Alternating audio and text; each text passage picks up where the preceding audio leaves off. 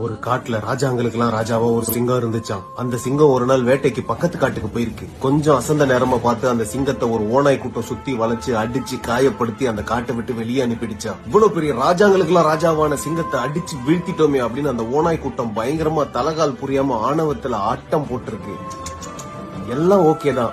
ஆனா அந்த ஓநாய் கூட்டம் ஒரு சின்ன தப்பு பண்ணிருச்சு. அந்த சிங்கத்தை ஒரேடியா முடிச்சிருக்கணும். வயசான சிங்கம் தானே, திரும்ப எங்க வரப்போகுது அப்படின்ற தெனாவெட்ல அப்படியே விட்டுட்டாங்க. அந்த அமைதியா போயிருக்கும். ஆனா தன்னை வீழ்த்திட்டு அந்த ஓநாய் கூட்டம் ஒரு ஆட்டம் போட்டுச்சுல, ஆட்டம். அந்த ஆட்டத்தை பார்த்ததுக்கு அப்புறம் ஒரு முடிவு பண்ணிச்சான். இந்த காட்டுல தன்னை அடிச்சு நிராயுத பணிய ஓட விட்டாங்களோ அதே காட்டுக்கு திரும்ப கெத்தா மாசா வரணும்னு. ஆனா வந்தா ராஜாவா தான் வருவேன்னு வரமாட்டேன். இது வரைக்கும் வேட்டையாடி சம்பாதிச்ச ராஜாங்கிற கௌரவத்தையும் என்னோட சிம்மாசனத்தையும் கோடான கோடி முறை என் தலையில சுமந்த கிரீடத்தை இறக்கி வச்சுட்டு ஒரு சாதாரண கடைக்குட்டி சிங்கமா தான் வருவேன்னு ஒரு முடிவு எடுத்துச்சான். இந்த சிங்கத்தோட கோடான கோடி ரசிகர்கள் அதை தாங்கிக்க முடியாம, நீங்க எதுக்கு கிரீடத்தை இறக்கணும், நீங்க ஊன்னு சொன்னா இந்த ராஜாங்கமே உங்க காலடியில, ஏன் இந்த முடிவு அப்படின்னு கேட்டாங்களாம். அதுக்கு அந்த சிங்கம் சொல்லிச்சான், நான் அந்த காட்டுக்கு திரும்ப வர்றது என்னோட கிரீடத்துக்காகவோ சிம்மாசனத்துக்காகவோ இல்ல, ஒரு பழைய கணக்கு பாக்கி இருக்கு, அதை முடிக்கணும், அவ்வளவுதான்.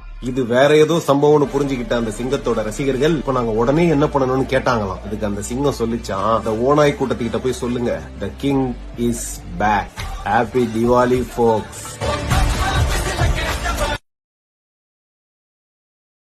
Download ShareChat.